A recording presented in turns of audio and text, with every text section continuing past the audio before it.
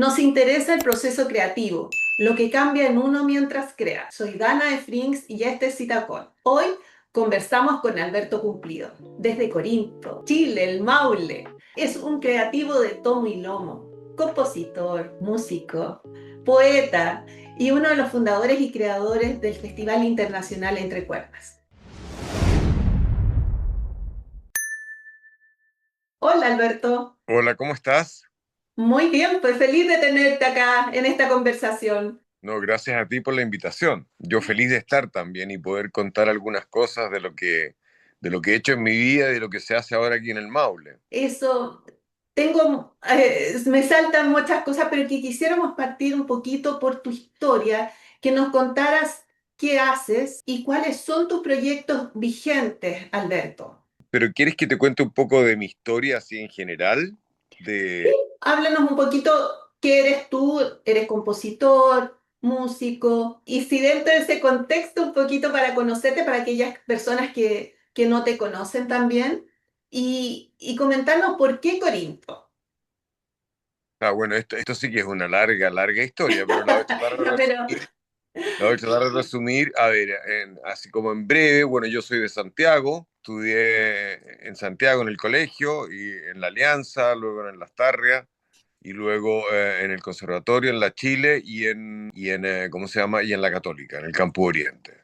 Terminé muy joven, como a los 20 años, y ahí me fui a Europa, donde estuve viviendo hasta el año 2010, o sea, prácticamente más de 25 años viviendo en Europa, específicamente en Alemania. Viví un poco en Francia, en París, luego en Barcelona, pero específicamente en Alemania es donde me instalé, estudié y realicé una carrera, digamos, como músico. Por una parte como guitarrista y por otra parte como compositor. Como compositor también aquí hay que decir algo que es importante porque si bien yo vengo del mundo de la música clásica, digamos, de conservatorio, yo me dediqué también mucho al jazz y empecé a estudiar jazz en Barcelona y luego armé grupos de música de fusión en Alemania.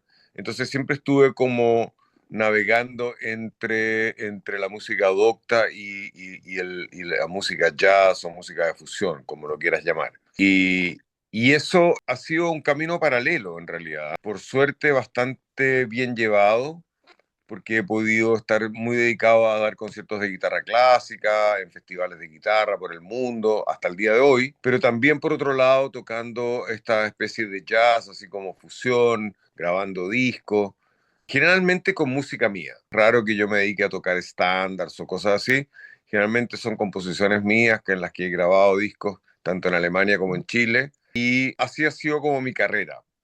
Un paralela, digamos, entre estas dos corrientes. ¿Ah? Y bueno, y como tú mencionaste, en el año 2000 yo comencé a organizar en Chile, viviendo todavía en Alemania, a organizar el Festival Entre Cuerdas con el Goethe Institut, comenzó en Santiago, y este festival empezó a tener éxito y empezó a agrandarse. Y pasó de tener un par de sedes en Santiago a estar en Valparaíso, en Viña, luego en Valdivia, luego acá en el Maule. Hemos ido al norte también, hemos llegado hasta Coyhaique, San Pedro de Atacama, La Serena, bueno, muchos lugares. Entonces el festival es un festival que dura hasta el día de hoy, o sea, a esta altura son 27 años de existencia del festival. Un festival que se llama Festival Internacional de Guitarra Entre Cuerdas, pero que no es específicamente tampoco de música clásica, sino que también ahí hay todo tipo de manifestaciones musicales como el folclore, el flamenco, el world music, el jazz, la música contemporánea, la música antigua, la música experimental. Entonces, en ese sentido ha sido bastante interesante porque ha sido muy amplio el espectro y además ha tenido desde conciertos de solistas a cuartetos, a grupos de cámara, conciertos con orquesta y siempre con invitados extranjeros y nacionales. Así, es un festival internacional. Y hemos tenido la suerte de contar con los medios a través de diferentes fondos, especialmente el Fondo de la Música, y otros apoyos para realizarlo hasta el día de hoy de manera continua y con bastante excelencia desde ese aspecto, digamos. Un festival que también se ha preocupado de la composición. Generalmente en varias de sus versiones ha encargado obras a compositores para que sean estrenadas en el festival, ya sea obras para guitarra y orquesta, obras para música de cámara o para solistas directamente. Así que eso es lo que te puedo contar por ese lado. Y por qué acá Corinto y tal. Yo, en realidad, esto no tiene una explicación muy lógica. Yo vine el año 2007 a hacer unas filmaciones por esta zona. Y en Talca con amigos me trajeron acá a filmar al ramal. Esto es el famoso llamado ramal, el famoso tren este que hay desde Talca a Constitución. Y con estos pueblos encantadores, mágicos, que además esto fue un poquito antes del terremoto, entonces eran aún más mágicos desde el punto de vista arquitectónico y antiguo, como que se hubieran detenido en el tiempo. Y a mí me fascinó y decidí adquirir una propiedad acá y ver qué iba a pasar en el tiempo. Y eso fue lo que hice, hasta que un poquito después del terremoto ya decidí venirme a Chile, instalarme acá y desde acá seguir con mi carrera internacional y con el festival y con todo eso, ¿te fijas? Paralelamente, como tú lo dijiste, yo, aparte de la música, me dedico también bastante a la literatura, a la poesía, he editado varios libros, e inclusive, digamos, incursionado en el cine. He hecho algunas películas o cortometraje o mediometraje, digamos, cine como yo, se podría llamar como cine sonoro, experimental, algo así. Oye, Alberto, cuéntanos un poco si me gustaría que nos pudieras resumir en 4 o 5 hitos, si pudieras resumir tu camino creativo, poniendo énfasis en cuáles han sido esos momentos que te cambiaron de dirección y que te pudieron hacer llegar a lo que hoy eres. Bueno, el ojito a veces tiene que ver con los encuentros con ciertos maestros, personas, porque yo desde muy joven, desde niño que empecé a estudiar música clásica y todo, pero también siempre estuve como interesado en el jazz, en el folclore, en la música de vanguardia. Entonces, hitos, por ejemplo, encuentro con el famoso músico brasileño Gilberto Gismonti, que me orientó un poco hacia un tipo en esos años de línea, que era como esta fusión entre la música latinoamericana y la música docta y el jazz y la música contemporánea. Después hitos como en Alemania encuentros con Karl-Heinz Stockhausen y con otros compositores, te fijas que me llevaron más hacia la música contemporánea, hacia la música tonal, y también con maestros de guitarra, como dentro de lo clásico, como encuentros con Manuel Barruecos, con Leo Brauer, el famoso compositor cubano, y también en el jazz, o en la guitarra más jazz, pero clásica, acústica, como Ralph Towner. Y todos esos encuentros que uno ha tenido en la vida con los que ha podido estar con esas personas un corto periodo de aprendizaje, han sido hitos para mí, porque me han marcado, ¿te fijas? Perfecto. Y yo, digamos, he combinado, como te dije, el tocar guitarra eléctrica y el tocar guitarra clásica, lo cual no es común dentro del mundo, entre comillas, clásico, no es común, digamos. ¿Mm? Pero estos encuentros con estos maestros te permitió abrirte a otras formas e incluso a lo que tú hoy día que fusionas, ¿no es cierto? Tú también has incursionado en el cine, en la poesía. ¿Qué hitos ahí fueron relevantes para que tú te pudieras profundizar en ello también? Bueno, es lo mismo, es digamos, el ver mucho cine, el sentirse identificado con una línea de cine, el sentirse identificado y que de alguna manera, en mi caso, tanto el cine como la poesía o la literatura en general han estado muy, digamos, como en un círculo muy similar, digamos, o sea, el mismo cine que veo es como el tipo de música que escucho o que compongo, también la poesía, ¿te fijas? Y todo tiene que ver con una cierta línea. Por ejemplo, te puedo citar en el cine personas que me marcaron como con líneas como Tarkovsky, como Belatar, como Pasolini, ¿te fijas? Como son como con líneas de cine como Bergman, que de alguna manera están en mi música también. ¿Ah? Y en la literatura igual, te fijas, o sea, ciertos tipos de poetas, ciertos tipos de línea, como Kafka, como Borges, te fijas, que han sido en algún momento como para direccionar un arte, una línea, ¿no te fijas? Alberto, hoy día, ¿cómo es tu proceso creativo? ¿Cómo empieza y cómo sabes cuándo algo está terminado? Bueno, eso siempre es, digamos, no tiene una explicación muy lógica. Los procesos creativos son, en general, la creatividad tiene que ver con el trabajo. O sea, si yo quiero componer, por decirte, hace 2 años compuse un concierto para guitarra y orquesta, que fue estrenado en el festival, por la orquesta Marga Marga y el solista Luis Guevara. Entonces uno viene y dice, voy a hacer este concierto, y lo hace. ¿Te fijas? No, no es que tengo que esperar una inspiración para hacer algo, pero lógicamente que tú ya tienes un lenguaje, eso es lo importante. Es el lenguaje que tienes y eso lo transforma en algo.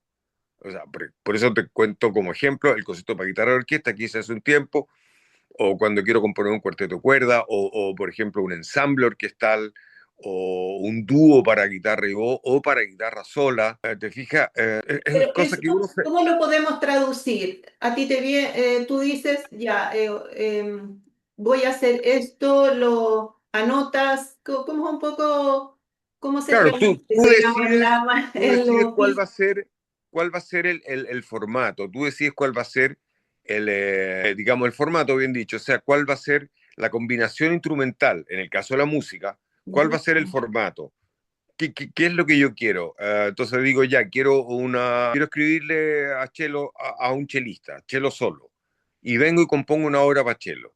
No tiene una explicación el por qué. Bueno, a veces porque te lo piden, hay obras que son por encargo, o hay obras que te dice, no sé, conociste un chelista que te gustó mucho, una chelista, y dice, quiero componer una obra a esta persona, ¿te fijas? O a un flautista o un violinista, da lo mismo. Entonces, es como que uno decide cuál va a ser el formato. Y como yo soy guitarrista, compongo bastante para guitarra sola o para guitarra en diferentes formatos dentro de la música de cámara. Y eso tú lo decides. ¿No? Podría explicarte el por qué, por ejemplo, puedo amanecer mañana y decir voy a componer una obra para violín y como que en ese momento me dan ganas y lo hago, ¿no? Pero lo que es importante es que uno tenga un lenguaje que te identifica y a la vez que tú decidas hacerlo.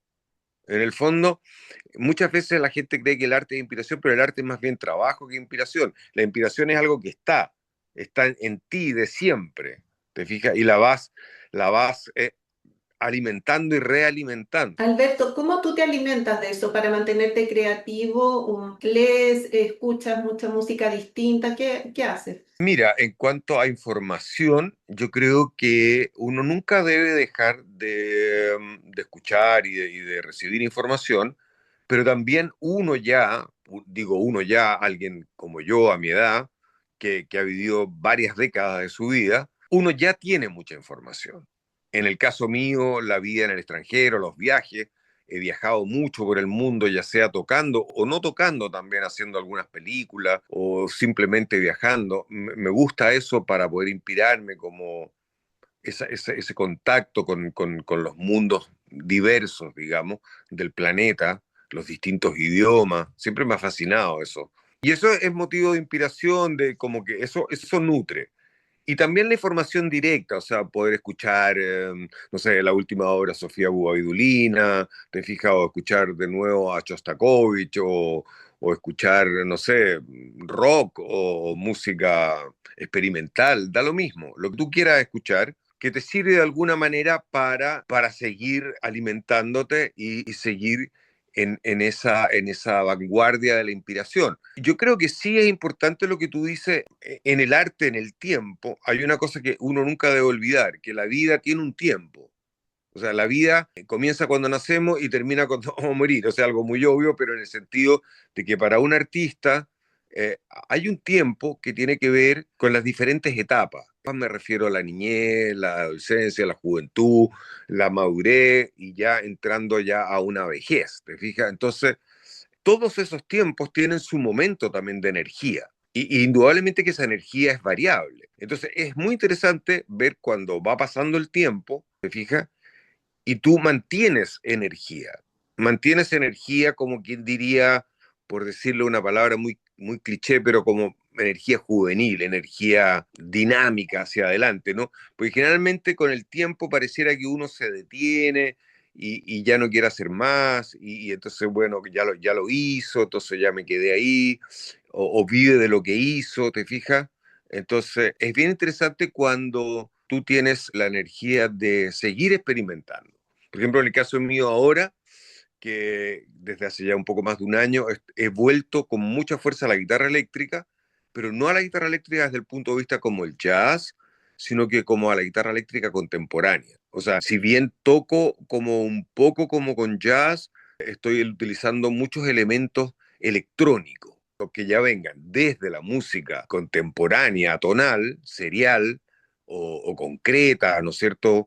Como o minimalista como música de Steve Reich o como de John Cage o como Karl-Heinz Stockhausen o cualquiera de esos compositores como de esas líneas, mezclada como con elementos jazzísticos y inclusive con elementos de música techno, por ejemplo. O sea, no estar cerrado a nada desde el punto de vista de la composición. Y en eso estoy ahora yo, justamente ahora en un par de días más tengo un concierto con un bajista que estamos haciendo un dúo, un bajista joven, que también está metido en esta onda de la música como electrónica contemporánea. Él tiene más elementos de la música étnica que yo y fusionamos ambos mundos para crear este lenguaje, ¿te fijas? Y digo, entretenidísimo y fantástico. Oye, Alberto, ¿qué es lo más difícil de sostener en este camino creativo? Que ahí hay varias cosas que podríamos hablar. Por ejemplo, en el caso de los instrumentistas clásicos, específicamente en la guitarra, pero también podría ser un pianista o un violinista, es mantener el nivel técnico a medida que pasa el tiempo. El nivel técnico de los músicos clásicos es muy exigente y también es un nivel técnico que está dividido en dos mundos, en dos partes. Una parte es tu condición mecánica y que esa condición mecánica siga existiendo, porque lógicamente con los años van habiendo problemas musculares, físicos, y lo otro es cognitivo, que es tu memoria. Generalmente la música clásica requiere mucha memoria, que tú sepas, digamos, poder memorizar las piezas que vas a tocar y no tener olvidos, una coordinación muy, muy, muy feroz desde ese punto de vista, que no ocurre tanto en la música más contemporánea o más del jazz, donde hay mucha cosa del elemento de la improvisación, de la fluidez del momento. Son dos mundos distintos desde de eso que tú me preguntas, de esa exigencia. ¿Ah? Y lo otro es la exigencia, como lo habíamos dicho en delante, la exigencia creativa, la exigencia energética, el deseo de seguir, digamos, en un mundo creativo como si estuviera empezando tu vida. Eso es ¿Te fijas? maravilloso. Yo creo que ahí está la Claro. esencia de la vida, Esa es personalmente. la clave, claro, esa es la clave. Oye, Alberto, algo que te haya volado la cabeza creativamente, algo que te haya provocado eso, que te vuelve a la esencia. Es difícil en el arte pensar que nada se ha visto, pero siempre te sorprenden ciertos Exacto. escritores, te sorprenden de nuevo volver a leer a alguien que queda así como maravillado, como algo sorprendente, por decirte como la primera etapa de Murakami, por ejemplo, cuando uno lo leía, no después, pero al principio, una cosa desbordante. Hay ciertos escritores que es de los más modernos, digo, no voy a volver a hablarte de escritores del pasado, sino que escritores de estas generaciones que están vivos, algunos escritores franceses, italianos, como gente que de repente uno cree que ya no va a haber nada y lo ve. ¿Te fijas? Y en la música igual, estas combinaciones. Y justamente estas combinaciones son las que me han llevado a mí a volver a retomar la música contemporánea desde la guitarra eléctrica, desde la electrónica, desde los efectos y mezclarlo con paisajes sonoros. Que eso me encanta. O sea, estoy componiendo paisajes sonoros, te fijas, que los compongo y los construyo desde múltiples universos, como ya sea desde sonidos que grabo en la naturaleza, en las ciudades, en donde sea, voces, conversaciones, hasta música que escribo en algún programa, como un final o cualquiera, lo transformo en audio, después hago una mezcla de todo y lanzo un paisaje sonoro, te fijas, que construye todo el mundo, como si fuera una película, pero que está solamente pasando desde lo auditivo, aunque también tengo un par de cosas con imágenes, ¿te fijas? Y eso toco arriba de eso que construyo, ¿te fijas? Alberto, para explicar a las personas que no saben un paisaje como tú bien defines, ¿cómo podríamos definir eso? Un paisaje sonoro se ha usado mucho en los últimos 15 años, no sé, 20 años. O sea, los paisajes sonoros son, digamos, ya vienen con John Cage en la música concreta.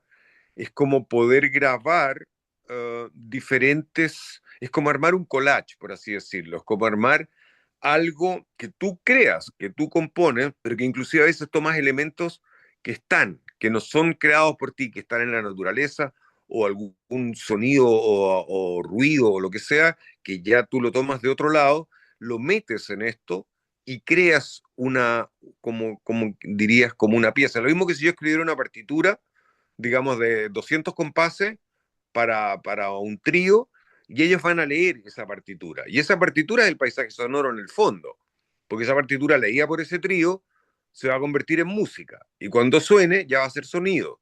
Yo la escribí y la puse en nota, pero al sonar va a ser sonido, y ahí tú como auditor vas a escuchar.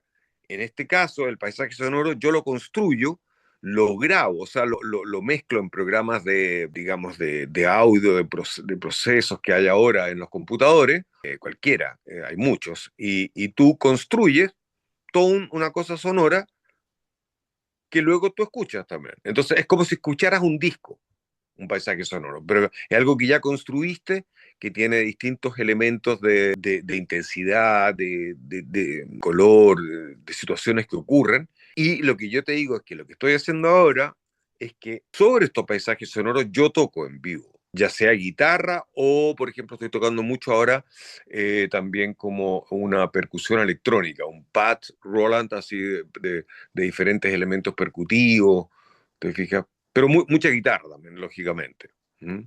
Oye, Alberto, si pudiéramos entender que el legado, ¿no es cierto?, dejar algo que pueda servir para otros. Por ejemplo, ¿cómo te gusta hacer tu trabajo o qué te gusta hacer con tu trabajo que pudiera servir de legado a otros? A ver, ¿qué es lo que me gusta de mi trabajo que quede como legado para otro? ¿Esa es la pregunta? Claro, sí. Por ejemplo, a veces cuando has tenido alumnos, sale algún alumno que tiene una cierta resonancia contigo, capta un poco lo que tú quieres decir, porque no hablo solo desde el aspecto técnico, sino que desde el aspecto emocional, artístico, y no siempre es así, ¿te fijas?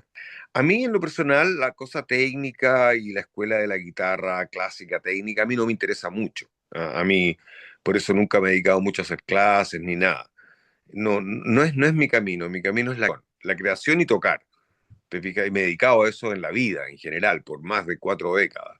Entonces, legado a través de alumnos, de la enseñanza, del conocimiento, no es mi camino. No es que yo lo niegue porque sé que se necesitan los maestros para que te enseñen. Yo mismo he tenido maestros de composición, de guitarra, de literatura. Entonces, más bien me gusta como los encuentros. Como encuentros, por ejemplo, de una semana voy a Polonia, por decirte, a tocar unos conciertos y tengo que hacer unas clases y ahí tengo encuentros con gente, entonces ahí les hablo, les muestro, pero no que yo sea el profesor que está por años con él, el maestro, diciéndole, eso como que no es mi mundo. ¿Ah? Pero esos encuentros así esporádicos de una semana y que tú cuentas tu experiencia y muestras un par de cosas y que queda flotando algo y te vas, eso me gusta más. Y ese es como un Ese legado. legado, digamos, esa forma que tú has encontrado, que es enriquecedora y que puede dar a otros luz, es la forma, es una forma, entonces, ese es como lo que tú has construido y que puede servir para otros, esta forma que Claro, tú has encontrado.